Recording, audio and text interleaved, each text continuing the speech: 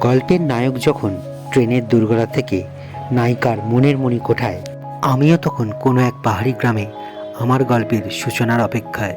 আর সেই গল্পের পটভূমিকা রচিত হবে এনজিপি স্টেশন থেকে।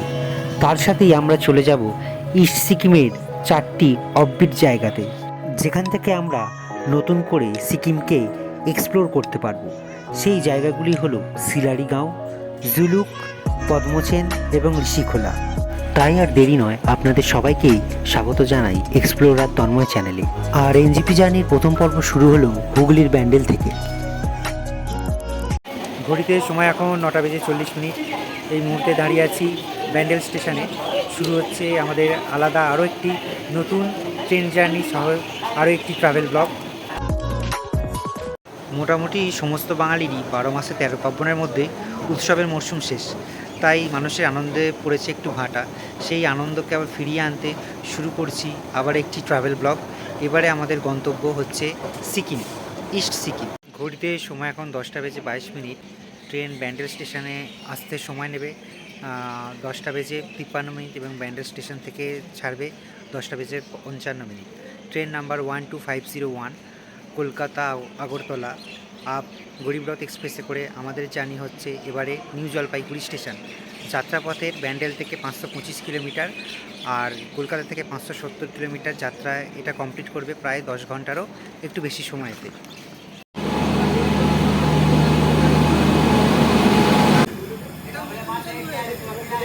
শীত পড়তেই পড়ছে চাইতে চুমুক। এবারে আমাদের গন্তব্য ইস্ট সিকিমের জুলুক। কলকাতা থেকে নিউ জলপাইগুড়ি দূরত্বে 570 কিলোমিটার যে যাত্রাপথ আছে, সেইখানে আছে 8টা স্টেশন। সেটা হলো কলকাতার পরে ব্যান্ডেল, তারপরে নবদ্বীপ, তারপরে কাটোয়া, তারপরে আজিমগঞ্জের পর হচ্ছে আপনার জঙ্গিপুর, তারপরে মালদা টাউন, তারপর কিষানগঞ্জ, তারপরে আসবে নিউ জলপাইগুড়ি স্টেশন। সকাল টাইম হচ্ছে অ্যারাইভাল টাইম হচ্ছে 7:45। যেহেতু এটা কাটোয়া লাইন হয়ে যাচ্ছে, সুতরাং এই লাইনে ট্রেন একটু ধীর গতিতে যায়। এখন তো মোটামুটি হিসাব অনুযায়ী ট্রেন মোটামুটি 100-র কাছাকাছি স্পিডেই যাচ্ছে, আর টাইমিং দেখাচ্ছে 0 লেটে চলছে ট্রেন। আশা করছি যদি এইভাবে চলতে থাকে, ঠিকঠাক সময় দেয়, আমরা নিউ জলপাইগুড়ি স্টেশনে পৌঁছে যাব। এখন গরিবরথের সমস্ত কোচগুলিতেই এলএইচবি কোচ ব্যবহার করা হয়, আর যেহেতু এটা গরিবরথের ইকোনমিক টিকিট বুক করা হয়েছে, সেই অর্থে এই কোচের মানে জায়গাটা তুলনামূলকভাবে ছোট। চলুন আপনাদেরকে সেটা দেখাচ্ছি। যেহেতু রাত হয়ে গেছে, যেহেতু আমাদের জার্নিটা রাত থেকে ভোর,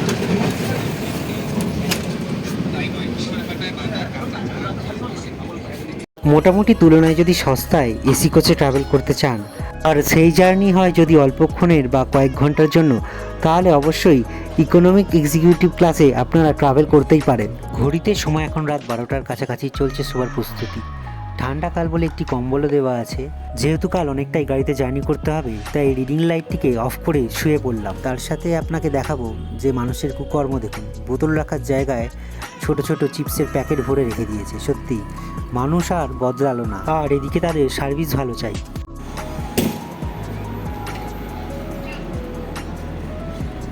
ঘড়িতে সময় এখন 6:15। ট্রেন চলে এসেছে কিষানগঞ্জ স্টেশনে 1 মিনিট লেটে। এর পরবর্তী স্টপেজটাই হচ্ছে নিউ জলপাইগুড়ি স্টপেজ। মোটামুটি ওয়েদার তো ভালোই আছে, তবে হালকা হালকা কুয়াশা আছে চারিদিকে, আর ঠান্ডা এখন অবধি সেরকম কিছু নেই, নর্মাল আমাদের কলকাতা শহরের মতনই ঠান্ডা চলছে। অবশেষে কুয়াশাকে ভেদ করে দেখা মিলল সূর্যি মামার। আর কিছুক্ষণের মধ্যেই আমরা পৌঁছে যাব এনজিপি স্টেশনে।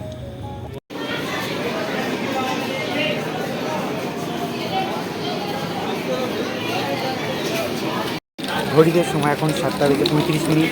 নির্ধারিত সময় 10 মিনিট আগে ট্রেন পৌঁছালো নিউ জলপাইগুড়ি স্টেশনে।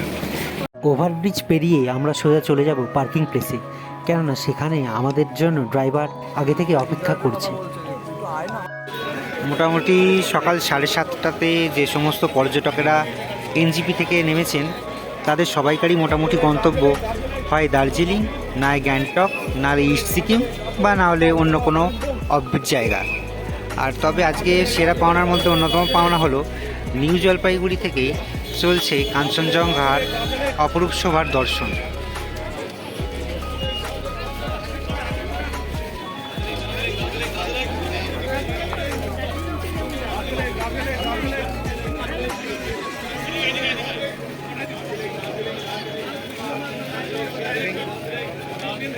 যা দেখে প্রথমেই তো মোটামুটি মুগ্ধ হয়ে গেলাম।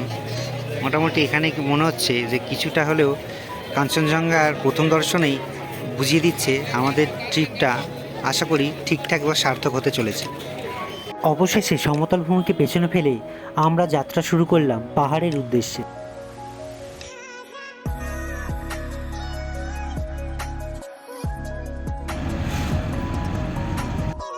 সেবক কালীবাড়ি ফেলে এসে আমরা পৌঁছে গেলাম রামজি বাজারে। সিকিম যাওয়ার পথে কম বেশি বেশিরভাগ মানুষই তাদের ব্রেকফাস্টটা এই রামজি বাজারেই করে থাকে। ঘড়িতে সময় এখন সকাল 10টা। আমরা এই মুহূর্তে দাঁড়িয়ে আছি রামজি বাজারে। গাড়ি মোটামুটি 8টায় ছেড়েছে, মোটামুটি 2 ঘন্টা চলেছে, অনেকটা আমরা চলে এসেছি।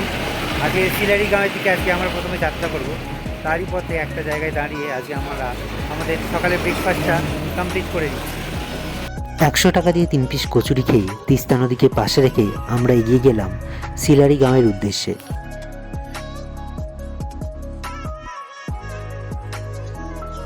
পাহাড়ি বুকের আঁকাবাঁকা রাস্তা পেরিয়ে আমরা পৌঁছে গেলাম কালিম্পংয়ে, কেননা কালিম্পংয়ের রাস্তা দিয়েই আমরা পৌঁছাবো সিলারি গাঁওতে। এই মুহূর্তে পৌঁছে গেছি কালিম্পংয়ে, অর্থাৎ কালিম্পং বাজারে। এখান থেকে আমাদের গাড়ি ডান দিকের রাস্তা নিয়েই যাবে সিলারি গ্রামের দিকে। সিলারি গাঁও যাওয়ার রাস্তায় যাওয়ার পথেই পড়বে রুংলি বাজার। আপনারা যদি চান তাহলে এই বাজারে নেমে দরদাম করে আপনাদের পছন্দ মতন জিনিসপত্র কেনাকাটি করতে পারেন। রাস্তাতে আবারও খানিকটা বিরতি নিয়ে সেই জার্নিকে কন্টিনিউ করে আমরা একদম প্রবেশ করে গেলাম সিলারি গাঁয়ের আঁকাবাঁকা পথে। মোটামুটি দুপুর 1টার মধ্যেই আমাদের গাড়ি পৌঁছে গেল সিলারি গাঁয়েতে হোমস্টের একদম করিডোরে। এই সামনের যে হোমস্টেটি দেখছেন সেটাই আমাদের জন্য বুক করা হয়েছে। আসুন আপনাদেরকে এবার হোমস্টের ভেতরটি দেখাই।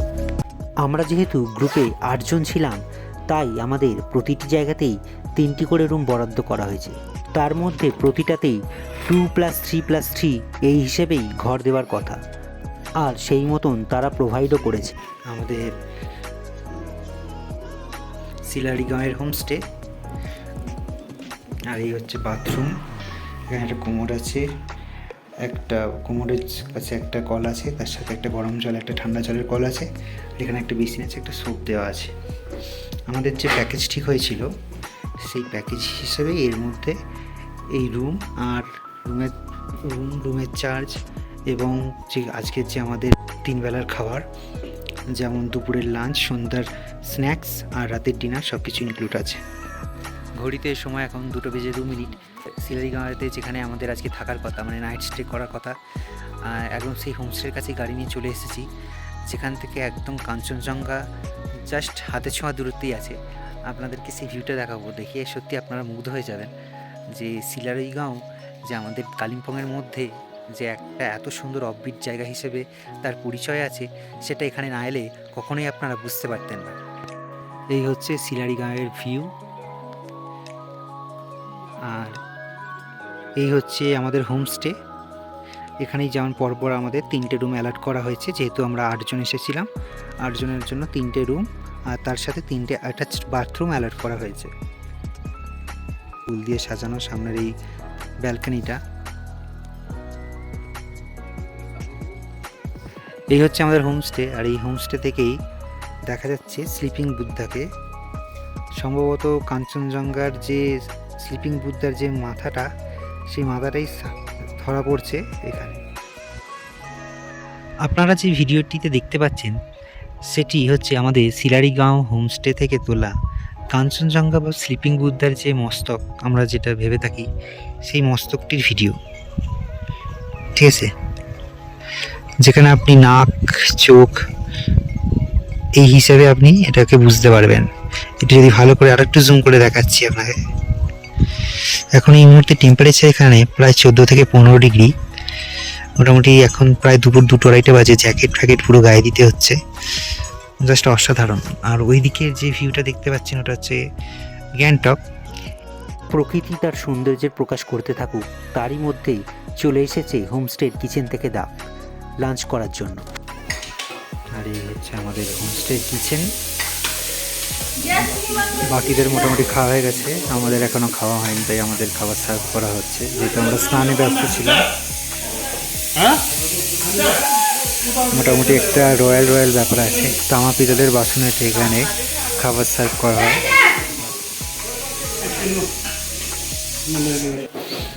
আর এই হচ্ছে আমাদের খাবার এসে গেছে। এখানে দিয়েছে ভাত, আলু চোখা, একটা সবজি, পাঁপড়।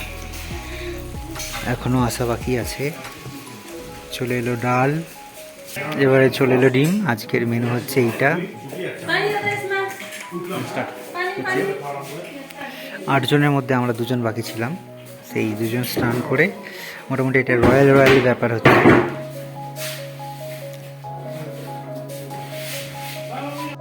খাবারের মেনুতে যাই থাকুক না কেন, সেই খাবার যদি পরিপাটি করে সাজিয়ে দেওয়া হয়, তা জামাই আদরের থেকে কম কিছু মনে হয় না।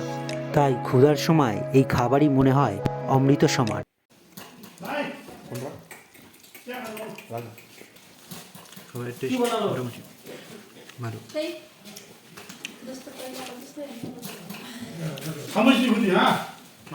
বাঙালিয়ানার ছোঁয়া আছে এই খাবারে। এতটা ট্রেন জার্নি করে আসার পর এই খাবার অমৃতের মতন লাগছে। জাস্ট গরম গরম ডাল, ভাত, সবজি, তার সাথে আলু ভাজা, চিপস, দুর্দান্ত। একদম খালি পেটে গরম ভাত একবারে দুর্দান্ত, স্বাদ যথেষ্ট ভালো। ঘড়িতে সময় এখন 3:51। এই মুহূর্তে চলে এসেছি একটি ভিউ পয়েন্টে, যেখান থেকে সিলারি গাঁয়ের একটা সুন্দর দৃশ্যকে উপভোগ করা যায়। এই পরপর উপরগুলো দেখছেন, সেগুলো হয় হোমস্টে, না হয় হোটেল, না হলে কিছু স্থানীয় এলাকার মানুষদের থাকার জায়গা। আর ওই নিচে টিনের শেডটা হলো আমাদের হোমস্টে, যেখানে আমরা রয়েছি। এই মুহূর্তে চলে এসেছি সিলারি গাঁয়ের উপরিভাগে, যেখান থেকে কাঞ্চনজঙ্ঘাকে আরও সুন্দরভাবে দেখা যাচ্ছে। সূর্যাস্তের আলোয় এক মায়ামুখর পরিবেশের সৃষ্টি করছে। তবে তারই সাথে ডান দিকে একটি পিক দেখা যাচ্ছে, সেটা জানা যাচ্ছে না যে সেই পিকটি আসলে কি।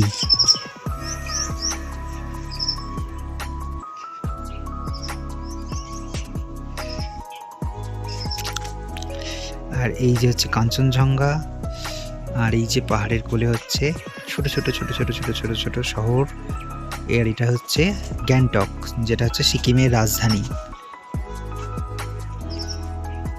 আর এই হচ্ছে সিলারি গাঁয়ের অপরূপ শোভা। ঘড়িতে সময় এখন 4:38। ওদিকে সূর্যাস্ত হচ্ছে, কাঞ্চনজঙ্ঘার দিকে সূর্যাস্ত চলছে। আর এই মুহূর্তে সিলারি গাঁওতে টেম্পারেচার 15 ডিগ্রির নিচে নেমে গেছে। কিছুক্ষণ আগে সেটা 17 ডিগ্রি ছিল। এখন আমরা সিলারি গাঁয়ের কিছু কিছু পয়েন্ট ঘুরতে বেরিয়েছিলাম, সেখান থেকে আবার আমরা নিচের দিকে আমরা আমাদের হোমস্টেতে ফিরে যাচ্ছি। তো আজকে রাতটা সিলারি গাঁয়ের হোমস্টেতেই থাকা হবে। কখনো কখনো শহরের কোলাহল থেকে নিজেকে একটু শান্তিতে রাখতে আর ঠান্ডার ছোঁয়া পেতে হলে অবশ্যই এই সিলারি গাঁওতে, অবশ্যই এটা একটা অফবিট জায়গা। কেননা অনেকে হয়তো একটু মানে যেখানে ক্যাওস বেশি হয়, বা মার্কেট এরিয়া, বা একটু মানে ডান্স সমেত ক্লাব বা এই সমস্ত যারা ভালোবাসেন, এই জায়গাটা হয়তো তাদের ক্ষেত্রে প্রথমে ভালো লাগবে না, কিন্তু এখানে এলে এখানকার যা মনোরম প্রাকৃতিক পরিবেশ, যে শান্ত নিস্তব্ধ নিরিবিলিতে যে কাঞ্চনজঙ্ঘার মনোমুগ্ধকর রূপের দর্শন, সেটা অবশ্যই আপনাকে বিস্মিত করবে। এবং আমি আপনাকে গ্যারেন্টি দিয়ে বলতে পারি যে যদি কখনো আপনারা এই সিলারি গাঁওতে আসেন, তাহলে কখনোই সেটা আপনাকে নিরাশা করবে না, বরঞ্চ আপনাকে দুহাত ভরে ফিরিয়ে দেবে। একটা অনবদ্য একটা অভিজ্ঞতার এক্সপিরিয়েন্স আপনার ঘটবে। ঘড়িতে সময় এখন 9:15। এরই মধ্যে হোমস্টের কিচেন থেকে ডাক পড়ে গেছে রাতে ডিনার করে নেওয়ার জন্য। আর এই মুহূর্তে এখানে টেম্পারেচার এখন 6 কি 7 গিয়ে দাঁড়িয়েছে। আর মোটামুটি প্রচণ্ড ঠান্ডা। জাস্ট কোনো মতে বাইরে থাকা যাচ্ছে না, কোনো মতে বাইরে বেরিয়ে এদের কিচেন থেকে খাওয়া দাওয়া করে আবার রুমেতে শুয়ে পড়বো, যেহেতু কালকে ভোর ওঠার প্রোগ্রাম আছে। তো এই হচ্ছে রাত্রিবেলায় আমাদের হোমস্টে। এই হচ্ছে হোমস্টের সামনের মাঠ, আর এই হচ্ছে হোমস্টে থেকে পাড়াগুলো হয়তো দেখানো যাচ্ছে না, কিন্তু এখান থেকে কালপুরুষ সপ্তর্ষি মণ্ডল এবং বাদ বাকি নক্ষত্র মণ্ডলগুলোকে খুবই পরিষ্কার এবং স্বচ্ছভাবে দেখা যাচ্ছে।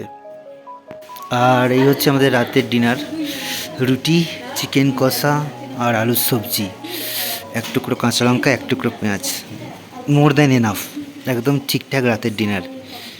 খাবার দাবারের মান কোয়ালিটি দুটোই ভালো, আর মোটামুটি ওভারঅল এক্সপিরিয়েন্স যদি বলেন আজকে খাওয়া দাওয়া থেকে শুরু করে হোমস্টেতে থাকা পর্যন্ত ওভারঅল গুড। ঘড়িতে সময় এখন 9:45, মোটামুটি রাত্রে ডিনার করে চলে এসেছি আবার রুমে। এখন সোজা শটাং ঘুম কম্বলের তলায়, যেহেতু কাঞ্চনজঙ্ঘা এখানে খুবই কাছে আছে, সুতরাং 5টায় ভোরবেলা উঠে সানরাইজ দেখার একটা প্রবণতা থাকছে। দেখা যাক আদৌ উঠে পড়ে সানরাইজ দেখতে পাওয়া যায় কিনা, কারণ প্রচণ্ড ঠান্ডা পড়েছে, সেখানে ঘুম ভাঙারও একটা ব্যাপার আছে। আজকের মতো এ পর্যন্তই, দেখা হচ্ছে আপনাদের সাথে পরবর্তী দিনে।